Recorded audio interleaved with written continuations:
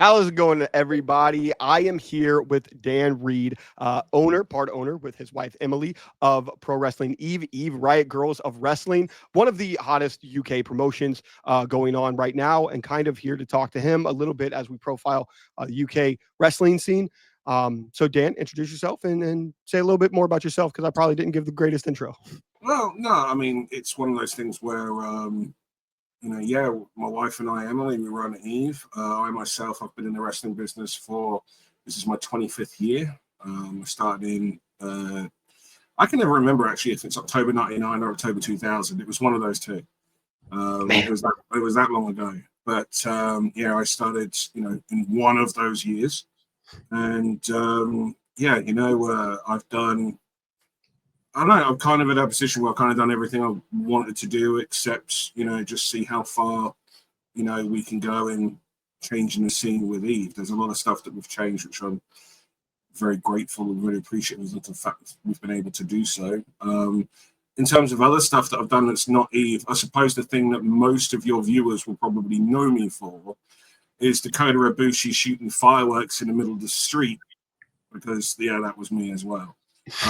So I've always kind of liked doing different, like rather than doing the same. When I look at all of the wrestling scene, I kind of see a lot of people trying to do the same thing. Like a lot of the time, they'll be like, everyone's kind of inspired and then kind of like want to do the thing that they're inspired by. sure. I get inspired by things, but I then want to kind of like do our own thing around it rather than just do the same thing. So some people may know some of the cast of characters that we have in Eve, but we try to work with them to try to do some different things with them rather than just do, the same thing. Because then you might as well just watch any promotion to see this person and that person interact, as opposed to, well, what about this version and this version? Not to mention, it doesn't really help the performers if they're just doing the same act from town to town, you know? It's fair.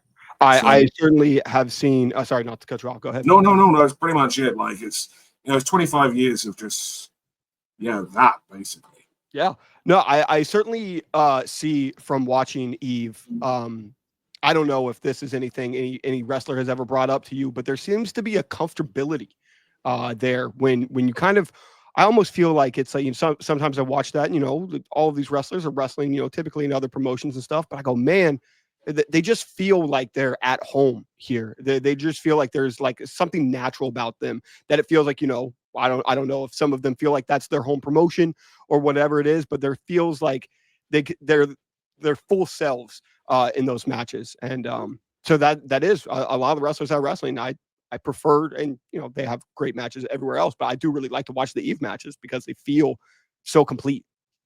Well, I mean, a lot of them do refer to it as a home. Like Alex Windsor, she cut the promo about going to AEW, and she said that Eve was her home. Jamie Hayter, when she came back in February, said that Eve was her home. She actually said that during an AEW press conference, bless her, as well. There's a number of people that have, and they don't have to do it because it's not in their benefit to do it. It's more in their benefit to put over, the big companies, Sure. where, to say that or to say the right things to try to get the attention of the big companies. So it's always appreciated that. I think the difference between Eve and everyone else is because Eve is an all women's, promotion. The difference is they're not part of the show; they are the show. Mhm. And there's a difference in that mentality. There's a difference between being the one women's match on a 9-match, otherwise men's card, where you've got 8 minutes, 10 minutes maybe, as opposed to, okay, well, you've got character development, you've got promos. Maybe on this show you haven't got a match because you've got a segment and we're building. So we've got to actually develop character and tell this story. There's the ability to actually do things differently. I tell all the talent, I want Eve to be the place where you're not scared to fuck up. And I mean that genuinely, because I want them to try to do different things rather than trying to play it safe. Because if you spend your whole career just playing it safe, really, what are you going to get? Where are you going to go? You just kind of be getting, and I see that a lot on the independent scene, and also it doesn't really benefit our show. Do you know what I mean? So it's like we're then doing the same thing as what everybody else is doing. Yeah. If it works, great. It worked on our show and it worked for you. You got something, we got something, our audience got something. If it doesn't work, don't worry. The next one may do, or the one after that may do. But don't ever let it stop you. Whereas when you're the one women's match, which is largely for most promotions interchangeable. Like most wrestling promotions, they say they have a women's division. They don't. They have a women's title, and then they have like a conveyor belt of challengers. And until they decide to switch that belt, and then that person gets the conveyor belt of challengers. You know, how many promotions do you watch where there's like half the card or even a third of the card is women's matches? If it's not, then it can't really be a women's division. You know, I honestly believe if you've got a 3-hour show, you should be able to give a full hour to your women's division. You know, like you should be able to. But how many? I don't think that's asking too much. Yeah. No, I don't think so neither. And I also think that you know, how do you really know that you've got the best wrestlers if you keep subconsciously telling people that, you know, they're a small part, not the part. And if you're constantly watching, you know, and going to independent shows where it is majority male, you're kind of like, you're not fully shutting the door, but it's just on a bit of a latch, you know? Yeah. It's not fully open for them. And one of the things that we're really proud of in Eve is the volume of, you know, women attendees that we have at our shows is far higher than you'll see at any other show. And that's good because that means that, you know, we're also helping to open the door to create new fans. I also see a lot of the promotions, they try to target the same fans. You know, we want the fans that are going here to come to us. Right. I want to create new fans. I think that everyone's a wrestling fan. They just don't know it yet because wrestling's always been presented to them as being this, that, but they've never truly experienced it. They've never truly seen it. And it's the reason why we do Eve shows the way we do, because we want to be the wrestling show that wrestling fans can take their non-wrestling friends to and have them come away going, actually, that was fun. That was I get it now. Rather than, you know, feel like you've been dropped into episode 107 and you're expected to know everything already. Yeah. I think two things that you said there in terms of the, you know, kind of wrestling companies kind of saying that they have a women's division, and it's so hard for them.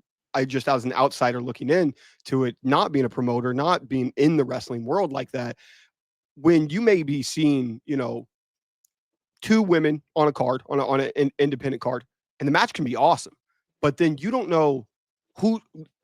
There's not this excitement of, oh my God, all right, I can't wait to see them versus, you know, this next wrestler.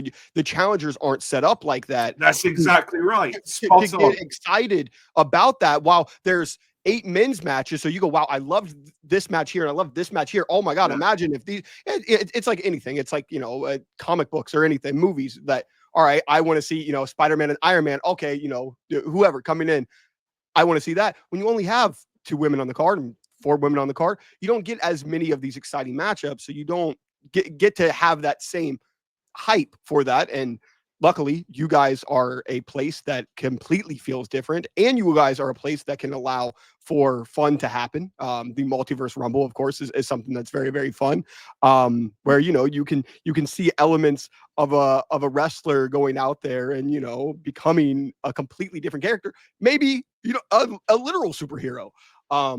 That can kind of tie into an element where you go, oh, you know, I love her wrestling, but also she just, you know, played this other character to a T. And I want to see her do more fun stuff. I want to see her do more goofy stuff. Maybe I want to see her do more serious stuff. I don't think that happens a lot. Maybe that performer as well suddenly twigs a little something extra because they haven't done that before, because the Multiverse Rumble is like a safe place where you can do exactly. This. You know, yeah, and that's another aspect of it as well. It's like you're a lot of times in wrestling, like, oh, this has to be serious. Does it though? Does it? No, it doesn't have to be. That's like going to the cinema and going, I want every film I see to be a serious period drama. Because if it's not serious, how can I truly value the acting that is on screen? Fuck off. Yeah. You know, you've gone out for a good time, right? You want to enjoy yourself. However you enjoy it. You may enjoy a thriller, but you may enjoy a comedy. That's kind of the point. You know, wrestling in many ways is a circus, and it needs to be a little bit of everything for everyone. No, I almost see that as actors too. I mean, as much as you Oh, can that love, is actors. yeah. Like if you see a very serious actor and then they get placed into this multiverse and you didn't know how funny they are, and maybe they didn't know how funny they Liam are, and something Neeson just in the new clicked. Naked Gun film is a pro. Right. Liam Neeson is known for being like the serious actor, you know, especially for like the Taken films or you know, the villain in Batman Begins and thing like that. But here he is in the Naked Gun, still playing kind of a serious, but it's the surroundings. But that's what's gonna. But that's what makes it funny. That's what makes him funny, and that's what Yeah. makes this. It's everything around it. Yeah, it's why. Why would you want to be typecast as I can only do this one thing? You know, for years we would bring Emi Sakura over to Eve. Emi has been brought over to Eve more than any other Japanese wrestler has ever been to this country, ever. Yeah. And oh, with the exception of Asuka and WWE, I would imagine for the number of tours they've done. But Emi Sakura is the one. Part of the reason why is because Emi Sakura is one of the most versatile wrestlers. Not that anyone really in the States probably knows this, but like Emi Sakura is one of the most versatile wrestlers in the world. This is a woman that, you know, trained in FMW, which was the inspiration for Eve. So Mhm. for ECW. You know, this is a woman who has trained in Lucha Libre. You know, one of her trainers this is a woman that's trained in the quote unquote strong style, which Right. is not a term that really is used there, but it's a term that people will know when I say it. You know, this is one that knows lucha, knows comedy, that knows how to, you know, bring it to that serious degree, unlike anyone else. And she can do, if you wanted to, you know, bring the plunder, she can do that. And she can teach the person she's in the ring with whilst having the match. And people like that that sadly a lot of people don't realize are so valuable to the scene because they have that versatility. And that is the reason why I think Emmy, and I hope I'm right, otherwise she will kill me. I believe Emmy is 47, and there's a reason why she's 47 years old, and she is probably, I would dare say, the oldest woman contracted wrestler, like on, you know, for a mainstream company. Mhm. You know, why is that? Why, you know, especially as, you know, she's not done. Why is that? It's because of everything she can offer. I seen I think it was my second AEW show I had ever been to back in probably 2022. There was a woman, Emmy was wrestling on Dark, and there was a woman FaceTiming her husband to show her Emmy, and she was literally crying in tears. She was so happy to see That's Emmy so cool. there. So that was a really cool moment just to see like how appreciative that fan was. Obviously, your company is very different. Like you said, it's an all women's promotion. Punk empowered and anti-establishment. What was kind of the basis of what you kind of wanted Eve to be, and how does it look like as you were talking about the women's wrestling scene? What differences, both positive or negative, that you've seen since beginning the promotion to 2025? What that landscape looks like now? Well, when we started, it didn't have the same kind of look and identity as what it does now. When it started, the UK scene, women's scene, was pretty dreadful. Um, Purely because like no one had really taken the time to kind of like help the girls. You know what I mean? There were numerous girls that wanted to be wrestlers, but no one was taking them seriously because there was a lot of mentality that if you showed the girls doing the same moves that the guys did, then it made the guys look weak. And then there was just, you know, a couple of the old school girls that were very much trying to keep anyone else coming through because there's only one match on a show, and that's their match. They're Yeah. the girls.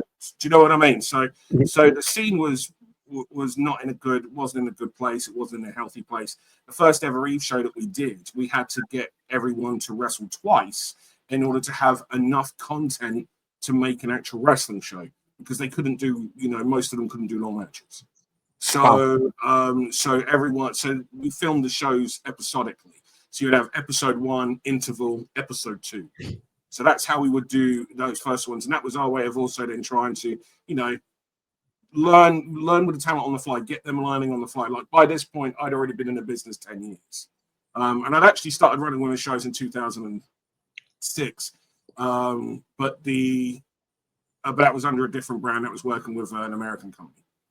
So this was us then being like, right, let's, do it ourselves under our own brand that we're happy with. And we just took the name. We were huge pro wrestling Noah fans.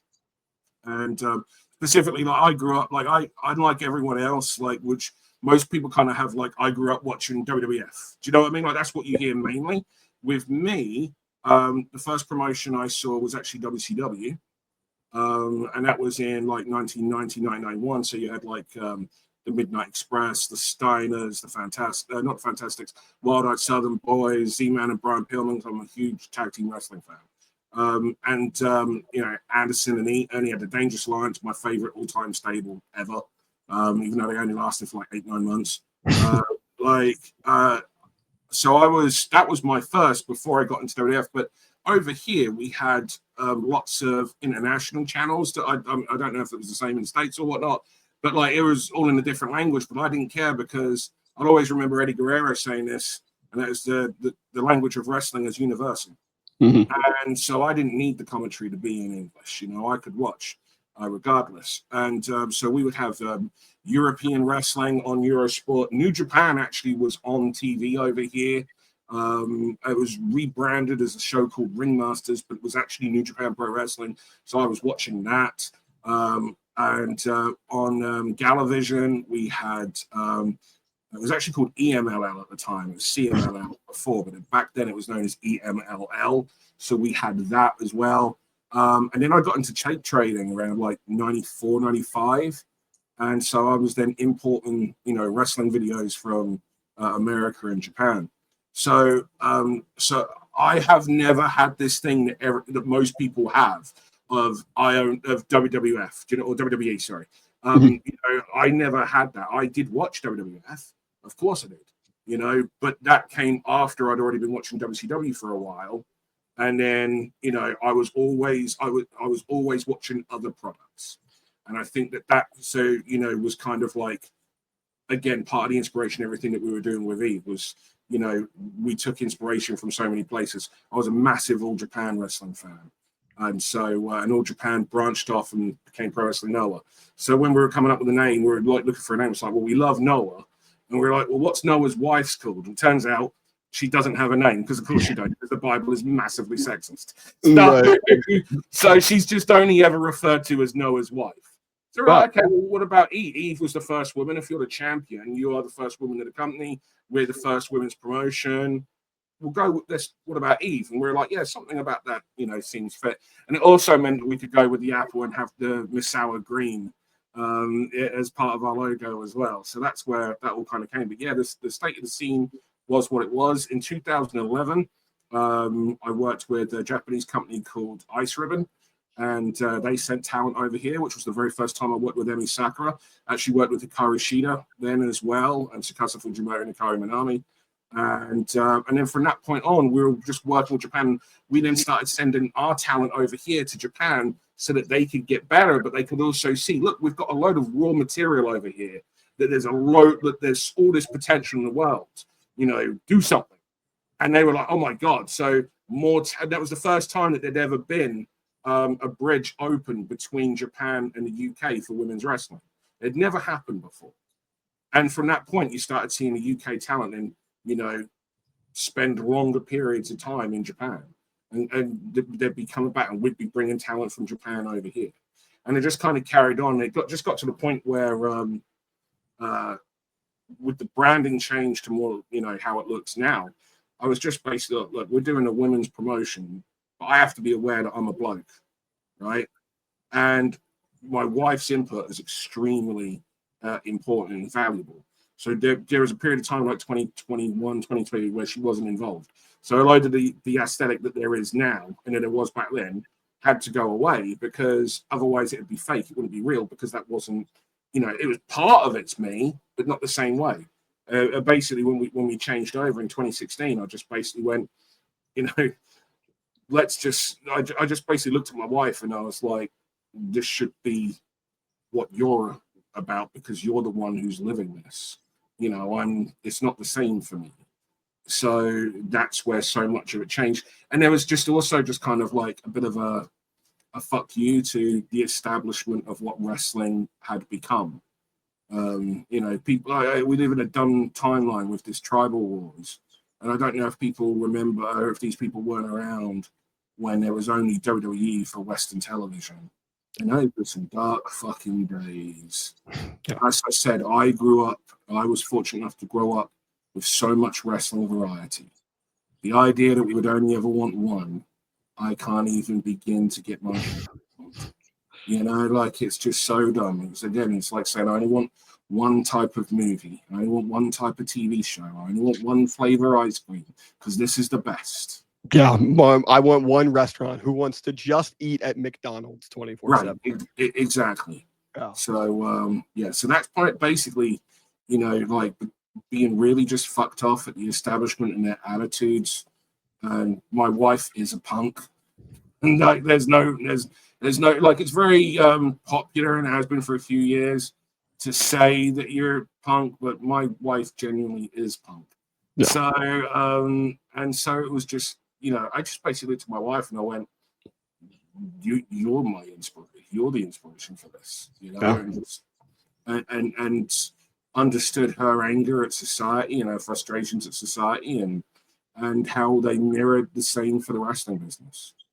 I think that Eve kind of showcases that as well. I mean, if you were to compare Eve to anything, I think that'd probably be closer to a punk rock concert than, you know, something that, you know, that somebody may see on just like their, you know, local television. Yeah. Oh, well, you know, appreciate you saying that. That's the idea. Again, that's part of. It's like we have like burlesque and, yeah, you know, like we have more of a host than a ring announcer. Yeah. You know, because we want it to be, as I said, the show that you can take your non-wrestling friends to, you know, and introduce them to wrestling and get them into it. And it's a lot easier doing it that way than it is. You know, I mean, our last show we still had an IWGP Women's Championship match, so it's not like we're all, you know, ha ha or anything. It's everything. You know? And that's the point. Shuri versus Alex Windsor is one of my favorite matches this year. I mean, Jamie versus Alex Windsor. It's not like you're not seeing top tier wrestling on the show. No, not at all. There's going to be something for everyone. Absolutely, because that's what wrestling is. Absolutely. Why did people want Ron Killens back? Exactly. Right. It's not because he was, you know, doing 7-star matches in the Tokyo Dome, or right. You know, or even, you know, WWE main event and pay-per-view after pay-per-view against your Randy Ortons and Seth Rollins and all that. Yeah. You know, it was because Ron Killens was bringing something else that we wanted to enjoy with our wrestling show. Well, I think if you're good at whatever you do, if you're really good at it, then it doesn't matter what you're doing. Just if you're really good at it. Yeah. So as a promoter, like you were talking about the scene. So when did the scenes really start for you to feel like it was like really thriving, just all the way in the UK and specifically you guys? Was it that 2016 big change that, you know, you guys started to really feel like you were thriving a lot? Yeah, for us it was. You know, we got a new permanent venue called the Resistance Gallery. I mean, and that in itself, just in the name, the Resistance, it just felt right. The fact that it was in an underground railway arch, again, it just felt right.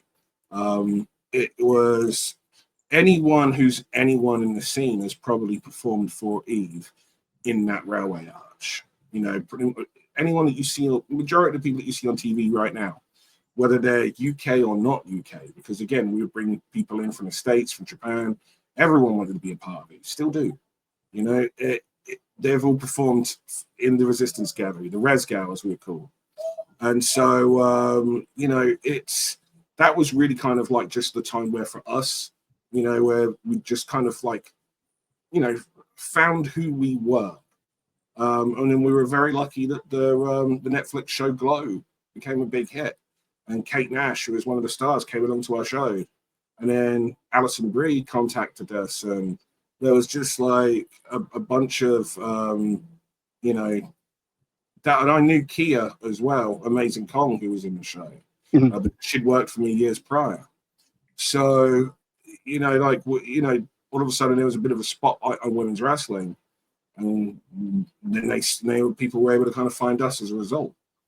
And yeah, it just kind of like went from there. In terms of like the rest of the scene, I said this to you briefly in the chat. It's like, you know, I kind of hate getting grouped in with other, you know, like I hate the term Brit Res. I'm not a fan of the term British wrestling because I believe in people, not in land. And, you know, and I think I said to you as well, it's like if we just referred to everything that happens in America as just American wrestling. You know, WWE, AEW, GCW, that's American wrestling, which to me is daft. It's their own things. You know, I'm more of an AEW guy. I enjoy the AEW shows. The WWE shows, for the large part, it's not to say that I don't enjoy some of the talent, and there isn't some stuff there that I don't like, because there is. But it's just like the structure, the timing, how the flow of the show, that's going to be for some people. It's not for me. And that's kind of like the same thing as there's going to be shows on the independent scene over here that, you know, aren't for someone. But when we use the terms like British wrestling, it kind of puts us all in like a basket as though we're all one thing, like we're all part of this one brand. And that would also mean that like the good and the shit kind of get grouped in together, you know? And it's no different here than anywhere else. There's shit over here. There's good over here. It's the same in Japan. A lot of people, because the only stuff they know is the more mainstream Japanese stuff, which is high quality, they think that all Japanese wrestling is great. It's not. There's so much shit over there as well. Every scene has it, because every scene has to, because no one starts amazing. That's right. Know? And also, you know, the wrestling business isn't an industry where you like go to college, go to university, and you come out with a thing that says, all right, now I can be a wrestling promoter. Any Tom, Dick, or Harry can just start a wrestling promotion, which is which is a bit of a problem, really, when you think about it. But no different than any Tom, Dick, or Harry can, hire out a theater and put his own play on. It's the same thing, you know. So the idea of then kind of like getting grouped with everyone, I'm never a big fan on, because, like I say, it then kind of makes it seem like there's this umbrella brand that we're attached to that we're not. And like I say, I'm not a big believer in land. I'm a big believer in people. And we do have some amazing people over here. And it is quite impressive when you think that like the size of the UK combined, it's like all 4 countries in the United Kingdom, is less than the combined population of Texas and California. Yeah. Yeah, no, it's like 2 states. Yeah. And those 2 states like have a 10 million more population than what the UK's 4 countries do. Oh. So I can have some pride in some of the people. Who were some of the people that you really saw that kind of started to, I mean, everyone's great in the promotion, but really started to, you think just like took Eve to another level? Like, who do you kind of, obviously everyone was very, very helpful, but do you credit? We were very lucky, and like there was a golden, kind of like a bit of a golden age in like 2018, because the Eve roster, and like in 2018 we ran like 40 odd shows. So that's almost 1 a week. You try finding independent promotions running that, let alone a women's independent promotion running almost 1 week. And our roster in like 2017, 2018, 2019, it was Alba Fire, Piper Niven, Tony Storm, Jetta and Charlie Morgan. They're not going to be names that you guys know, but like they are very important names, and people like Nikki Cross will attribute a load of her training and what she's learned to Jetta. Like our roster during that period, and everyone came through. As I said, Emi Sakura was here all the time. Mako Satomura did her first ever excursion at Eve. Shotzi Blackheart was here in Eve. It's just like it is pretty much like you name them, they've been here.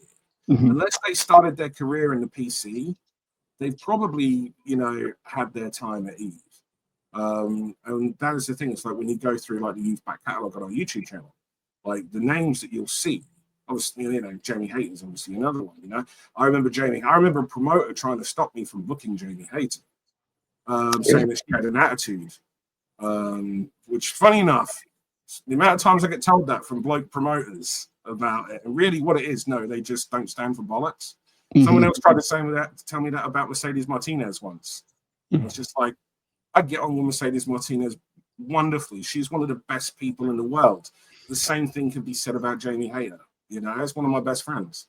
Mm-hmm. It's like Jamie Hayter didn't have an attitude problem. Jamie Hayter just knew who Jamie Hayter was. and wasn't going to put up for people's shit. In the wrestling business, you know, because of like the kayfabe nature, a lot of people will try to get away with shit. And Jamie was just one of those people who won't put up with it. But Jamie, again, was another person that was with us, you know, through those years. It was, yeah, again, it's pretty much you, unless they started their career in the PC, they probably spent some time in Eve. You are getting another big name coming over with at the next show, Mean Girls. You are going to see Chris Statlander there. Now I know that the show is next to sold out, if not completely sold out now. Do you want to talk a little bit about your excitement about this show and just Eve going forward in 2025? Because truthfully, I do think that this is one of the hottest promotions going on. And when I talk to people all around the industry about wrestling going on, they bring up Eve.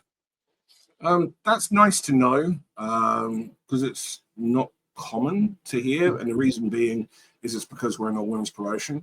Like I'll remember there was, like when we get some of the people that come in from other promotions, because there's a lot of wrestling fans that won't watch an entire women's show.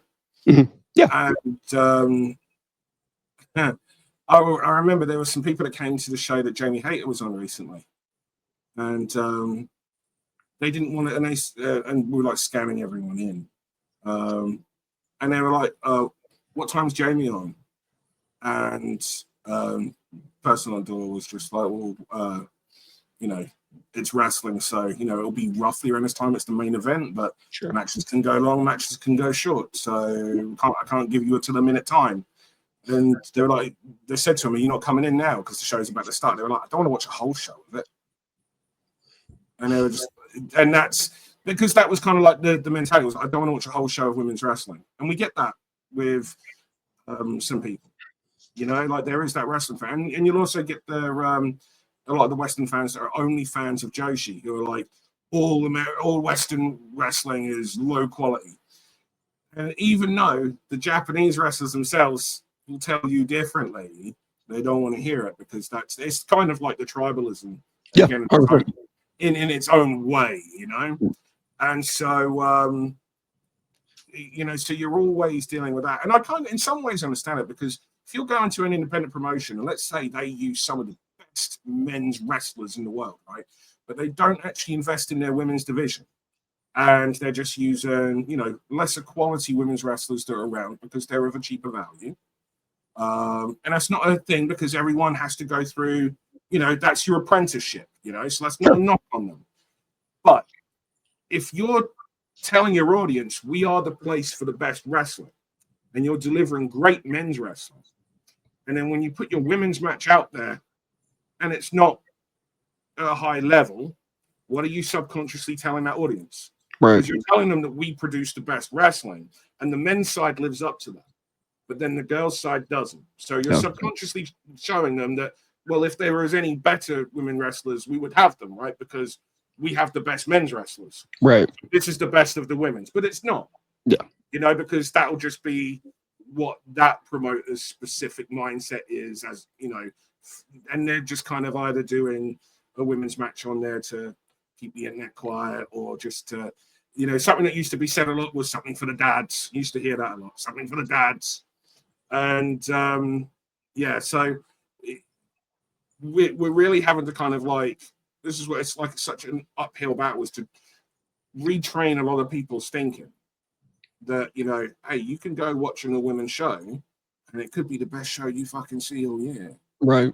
But you will never know this if you think to yourself that the small little landscape of wrestling that you watch is it.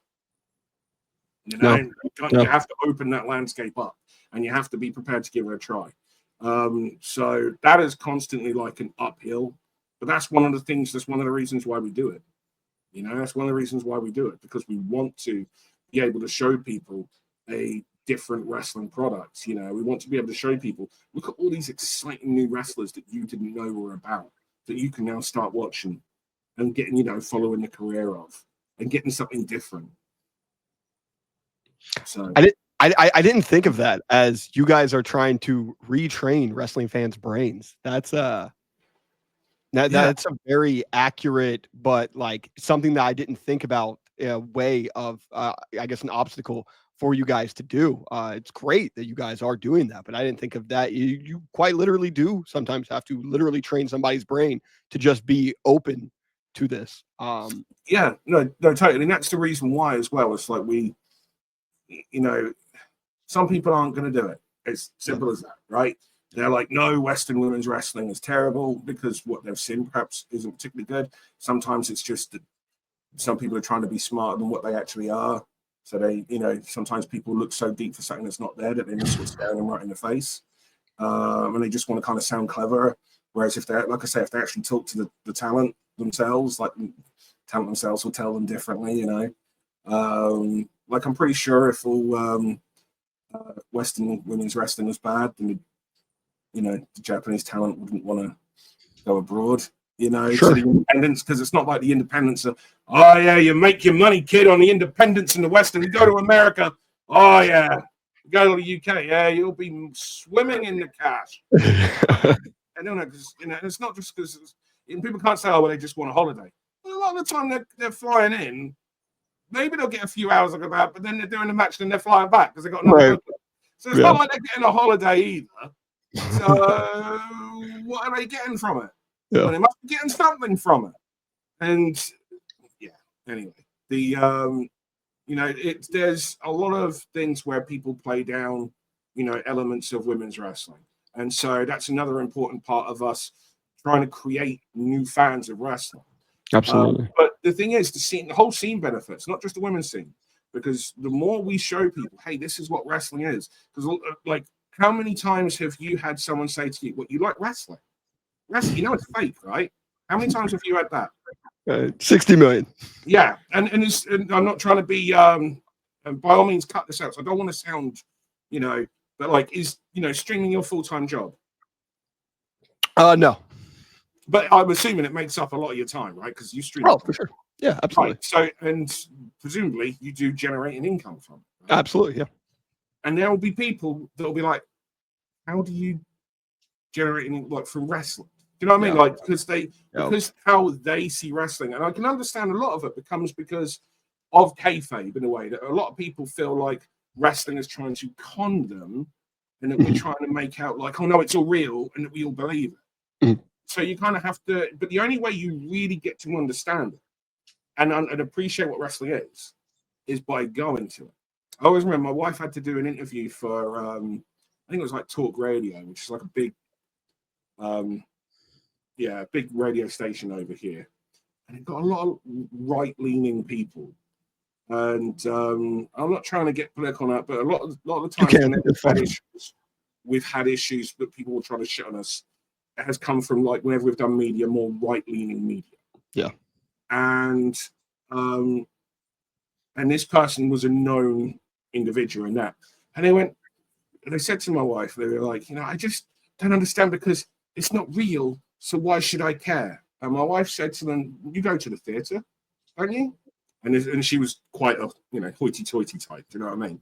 So the woman that's doing the interview. So naturally her response is, but of course I go to the theatre. Of course. She's cultured, of course she is. And she's talking to this ghastly wrestling pair, right? Of course I go to the theatre.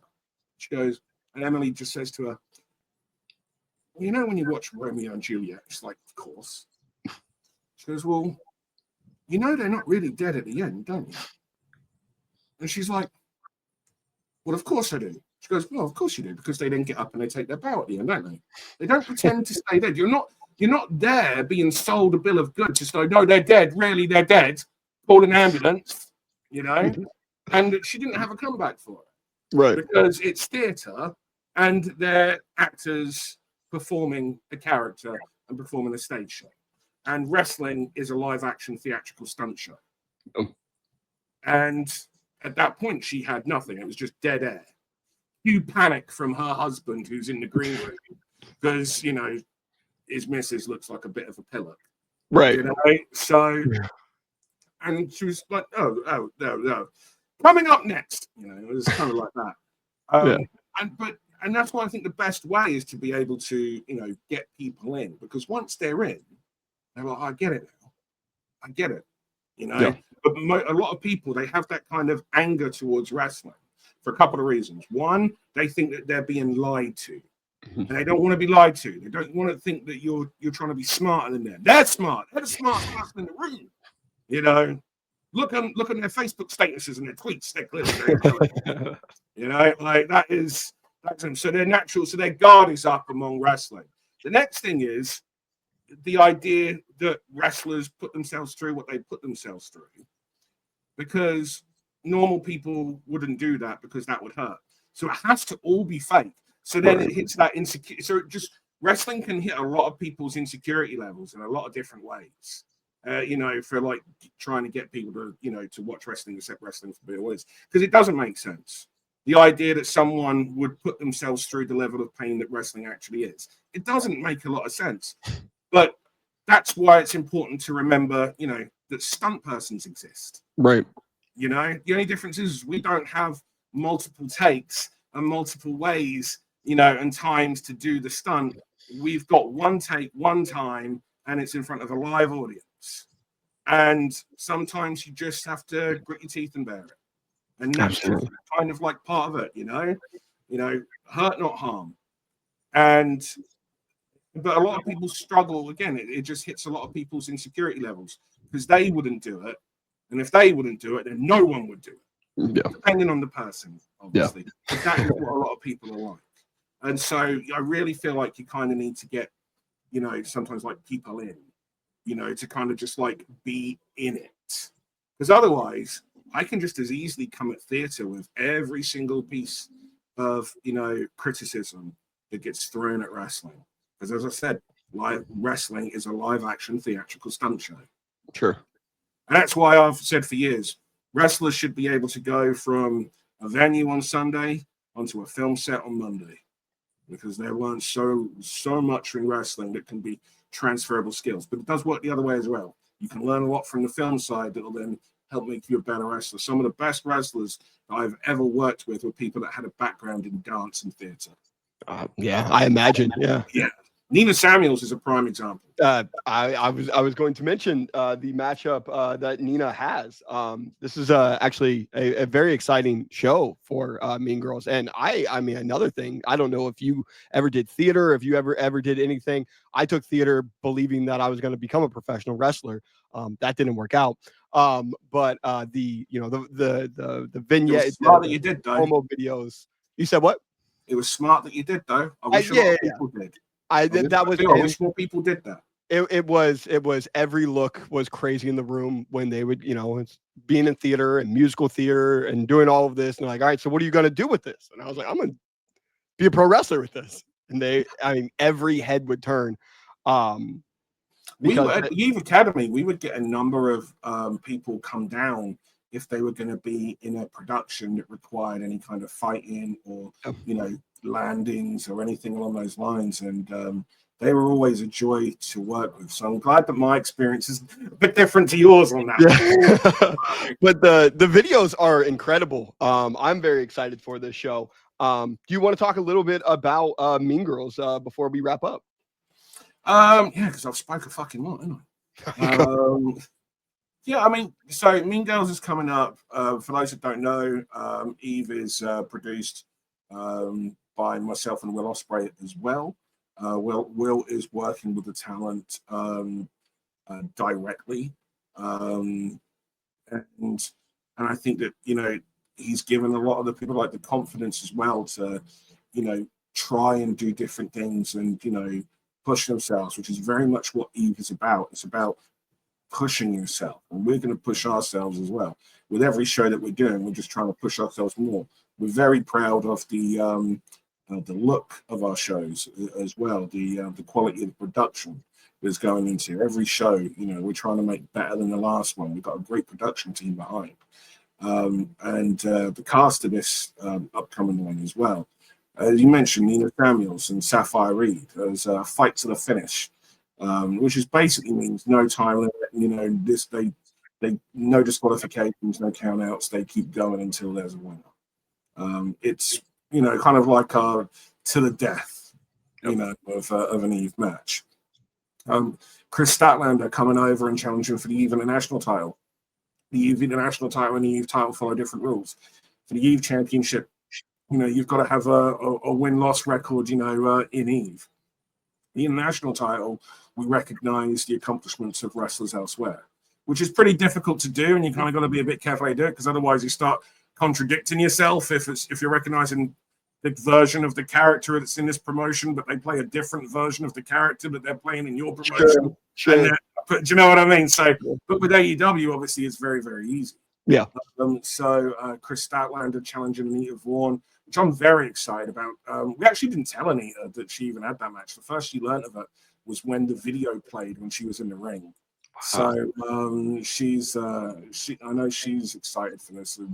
And Stat we were supposed to first work with in 2019 before I believe it was an injury that stopped that from happening, and then of course the world shut down. Yeah. It's really exciting to be able to work with Stat. And just if you haven't, Anita Vaughn, I guess in many ways it's got a lot of similarities to Statlander as well, which is what makes this match so interesting. Tag team match, which I think could actually steal the show. Emerson Jane and Rio against Lucy Sky and Harley Hudson. I'm a big tag team wrestling fan. If it wasn't for tag team wrestling, I probably wouldn't have been a wrestling fan. So the tag team division, which is very hard to do with women's wrestlers because most promoters do not want to pay for 4 women and have a tag team women's division. So it's kind of a thing that you don't see many places. But I'm really excited about this match. I think this is the sleeper that could steal the show. Myla Grace, of course, recently just debuted for TNA. She's against Sky Smithson. We've got a crazy 4-way scramble match to everyone else, what we call absolute chaos. Honestly, the show is loaded, and I didn't even mention the championship match between Nightshade, who is just getting better and better and has a real hell of a real story. She sat ringside at the first ever Eve show as a 13-year-old girl, because this is before we became an 18-plus promotion, which is what we did in 2016. But she was a 13-year-old girl, sat ringside, and that was what inspired her to become a wrestler. She won the Eve Championship at our 15th anniversary show. So literally 15 years almost to the day that she sat ringside for the first ever Eve show that inspired her to become a wrestler. Which is again kind of like another reason why women's shows are so important. Against Alexis Falcon.